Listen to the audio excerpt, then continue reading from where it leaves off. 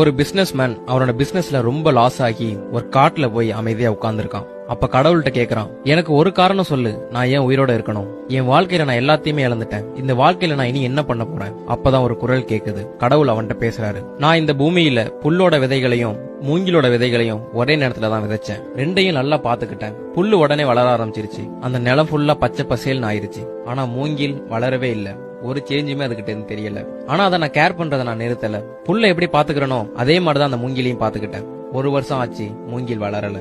2வது வருஷம் ஆச்சு, புல்லு நல்லா அடர்த்தியா வளர்ந்துருச்சு. ஆனா மூங்கில்ட்ட இருந்து ஒரு சேஞ்சுமே இல்ல. 3வது வருஷம் ஆகியும் மூங்கில் ஒரு இலை கூட விடல. ஆனா நான் என்னோட நம்பிக்கையை விடல. அதுக்கு எப்பவுமே தண்ணி விட்டுக்கிட்டு இருந்தேன். அதை பத்திரமா கவனிச்சுக்கிட்டேன். 4வது வருஷம் ஆகியும் அது வளரல. ஆனா 5 வருஷம் கழிச்சு மூங்கில் விதை முளைச்சது.